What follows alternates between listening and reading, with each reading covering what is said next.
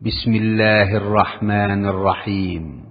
পরম করুণাময় ও অসীম দয়ালু আল্লাহর নামে শুরু। আবাসা ওয়া তাওয়াল্লা আন জাআহুল আ'মা। তিনি ভ্রু কুঞ্চিত করলেন এবং মুখ ফিরিয়ে নিলেন, কারণ তার কাছে এক অন্ধ আগমন করল। وما يدريك لعله يزكى أو يذكر فتنفعه الذكرى أما من استغنى فأنت له تصدى وما عليك ألا يزكى وأما من جاءك يسعى وهو يخشى فأنت عنه تلهى كلا إنها تذكرة। আপনি কি জানেন সে হয়তো পরিশুদ্ধ হতো অথবা উপদেশ গ্রহণ করত এবং উপদেশে তার উপকার হতো, পরন্তু যে বেপরোয়া আপনি তার চিন্তায় মশগুল। সে শুদ্ধ না হলে আপনার কোনো দোষ নেই।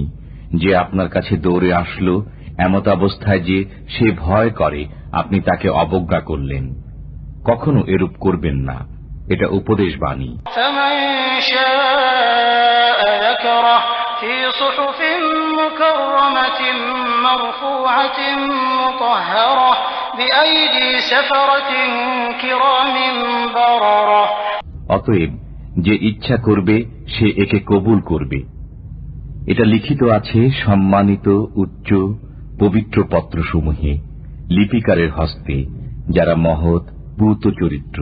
قتل الإنسان ما أكفره من أي شيء خلقه من نطفة خلقه فقدره ثم السبيل يسره ثم أماته فأقبره। মানুষ ধ্বংস হোক, সে কত অকৃতজ্ঞ। তিনি তাকে কি বস্তু থেকে সৃষ্টি করেছেন?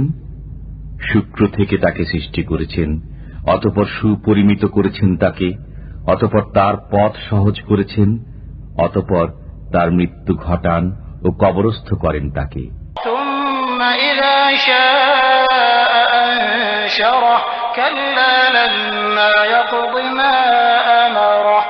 এরপর যখন ইচ্ছা করবেন তখন তাকে পুনরুজ্জীবিত করবেন।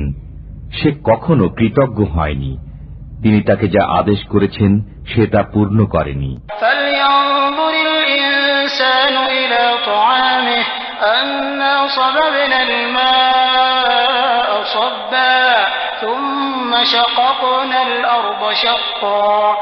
মানুষ তার খাদ্যের প্রতি লক্ষ্য করুক।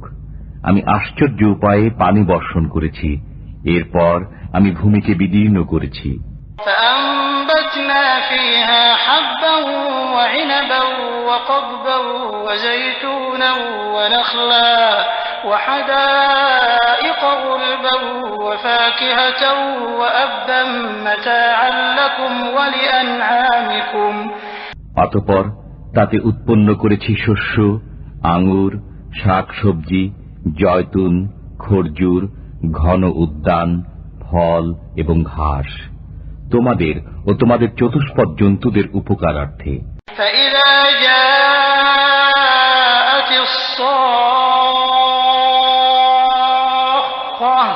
يوم يفر المرء من أخيه وأمه وأبيه وصاحبته وبنيه। অতঃপর যেদিন কর্ণবিদারক নাদ আসবে সেদিন পলায়ন করবে মানুষ তার ভ্রাতার কাছ থেকে, তার মাতা, তার পিতা, তার পত্নী ও তার সন্তানদের কাছ থেকে।